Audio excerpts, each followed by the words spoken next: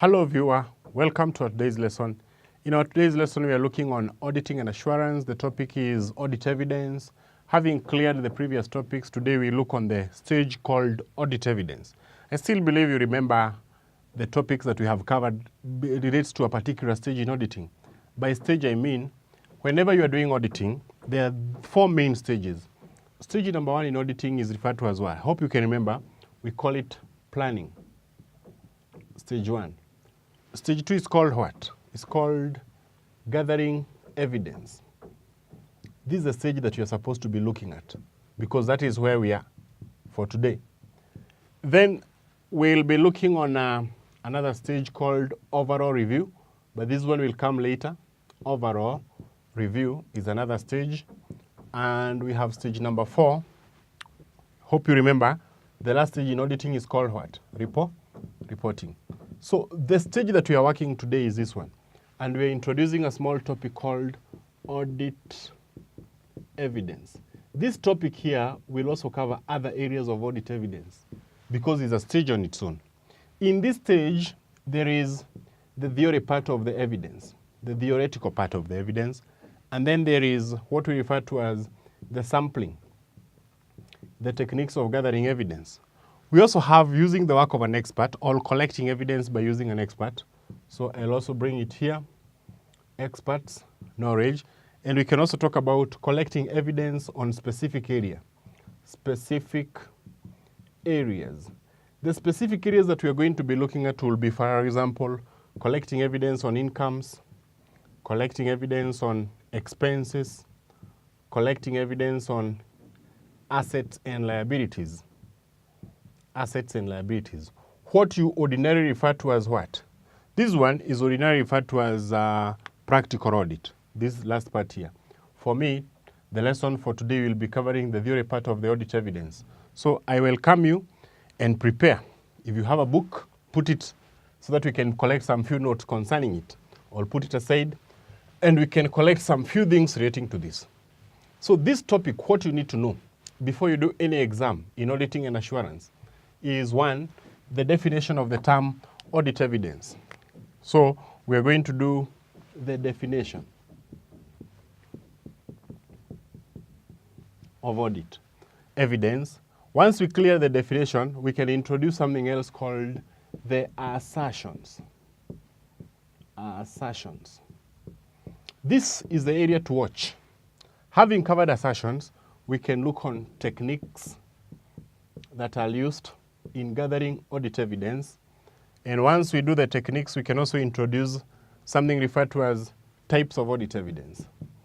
Types of audit evidence.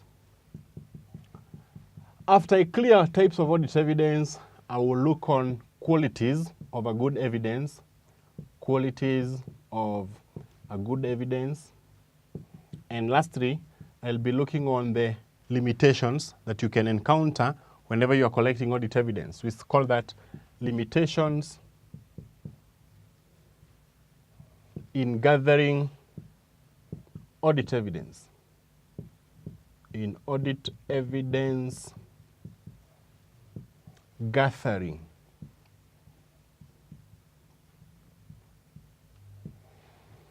So my lessons starts with the definition. If someone asks you what is evidence, the definition is very simple. Just tell the person this one is what? Information. But this information here is not to be used in court.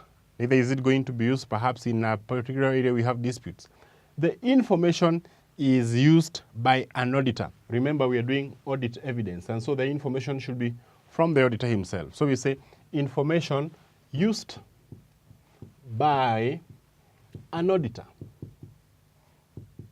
There. Once you bring that clear, then you can say is the auditor is using that information to arrive at a conclusion. In arriving at a conclusion. There. And then the last part of the definition is on whose basis to express an audit opinion. An audit opinion. Basically, what we are trying to bring here is you don't define the audit evidence unless you have these terminologies. If you have those three, then you can define that very easily. You can say information, to make conclusion, in order to form an opinion. And that you have a definition. Information collected by an auditor in arriving at a conclusion on whose basis the auditor expresses an audit opinion. That's another definition. That's the whole definition concerning that. If you wish, the authoritative standard is ISA number 500 that we are using. And there you can find that definition clearly explained and clearly elaborated. Now, having covered the definition, we can also try to bring maybe the issue of assertions and exactly relate how does the assertions maybe relate to with the definition of the audit evidence. When we talk about evidence, sometimes we say you can define evidence as information that is used to confirm assertions. Information to confirm assertions made by the management. Assertions by management when preparing financial statement. When preparing financial statements. When a manager in a company states something, it is the work of an auditor to collect evidence and confirm that something. That statement that is made by the manager when collecting audit evidence is what we call assertion. If a manager says there is a motor vehicle in this company that does exist, then it is the work of an auditor to gather evidence to confirm that particular fact. If the auditor cannot confirm that fact, then the information cannot confirm the assertions made by the directors, and therefore he has no enough evidence. So basically, the policy in collecting audit evidence requires the auditor, first of all, to identify the assertions in a particular area. Rule number one in collecting audit evidence, when we are collecting evidence, is to identify management assertions. So if you want to collect evidence on a motor vehicle, the motor vehicle is having an assertion called what? Existence. The first thing is to identify the what? The assertions on motor vehicle, which is existence. Identify the management assertions, what the management are stating concerning the financial statement. Once we identify the management assertions, then we can go ahead and do what? Check the assertions that are important in a particular area. We say, assess the assertions for relative importance. Relative importance. By this word or by this phrase, I mean that if you have so many assertions, but not all of them are fitting a particular item in the financial statement, you have to assess which one fits and maybe start collecting evidence.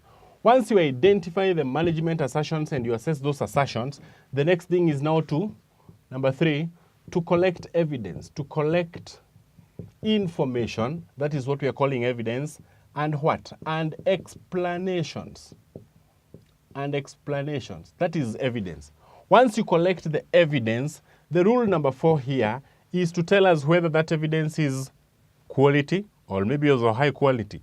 So we say, assess the evidence for sufficiency and appropriateness. Assess evidence for sufficiency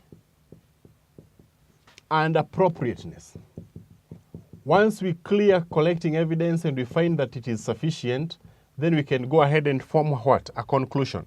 So point number 5, form a conclusion on the item in the financial statement, whether it is fairly stated or whether it is free from misstatement. If now you can follow this procedure, you can collect evidence on each and every element in the financial statement, identify the assertions, check which one are important, and then gather evidence, assess whether the evidence is sufficient and appropriate, and then lastly form a what? An audit conclusion. Having done that particular stage, it is good now we go into details by explaining the term auditing assertions. So the term assertion means a statement made by the directors in preparing the financial statement. So when you're saying the management asserted, it's like saying the management stated or the management said. That's what we mean by the term assertion. So the management assertions are financial representations or financial statement misrepresentation, not misrepresented, but representations made by the management when preparing the financial statement. This, I told you, is the area to watch, and that's where we are. So whenever we are defining the term assertion in simple terms, or maybe from the dictionary point of view, the word assertion means facts or declarations made by the management in preparing the financial statement. The word financial statement assertions means management representations in including or excluding an item in the financial statement, in preparing financial statements. You can even go ahead and say it is what the management declares. It is what the management asserts or states. That's what we call the what? The financial statement assertions. If the management states that this company has a motor vehicle, then they are stating that it is your responsibility as an auditor to confirm that motor vehicle existence. If the management, they say we had authority to acquire loan, then the authority part becomes the assertion. If the management says that we own this motor vehicle, the ownership becomes the assertion.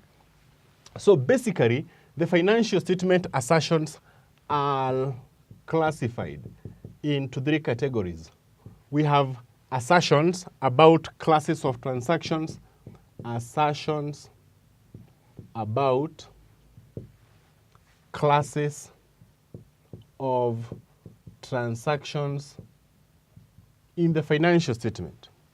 If they're preparing an income statement, then they make several assertions. When the management of an entity is preparing an income statement, they make the following assertion. Point number one, they say that those transactions that they have done what? Those transactions they have recorded there occurred. Assertion number one is called occurrence. It means the transactions took place. Transactions took place in the company. Or the events did happen. Happening of an event. That is what we mean by occurrence. So when the management is preparing income statement, rule number one, they are trying to say to the auditor that those transactions did occur. Number two, they are trying to tell the auditor that, and the users of the financial statement, that everything recorded there is supposed to be recorded. Completeness. So completeness means what? That all transactions that should have been recorded, that should have been recorded, have been recorded, have been recorded. So everything that was supposed to be accounted for has been accounted. That's what the management is trying to tell you whenever they are preparing an income statement. Number three, they bring the word classification as part of the assertion. What the management is trying to assert is that everything has been recorded in the proper class. Recorded in the proper class of transaction. Proper class. So if you come across a particular transaction, then the management is trying to tell you that that transaction has been recorded in the proper class.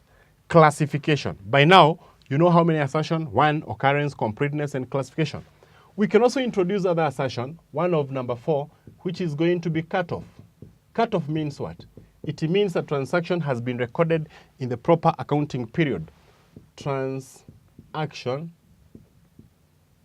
has been recorded in the proper accounting period. We can also introduce another assertion, number 5. And assertion number 5 will mean that everything that has been recorded correctly. All transactions are correctly recorded. This is category A of the assertion, which is referred to as assertions about classes of transaction. Category B of transaction .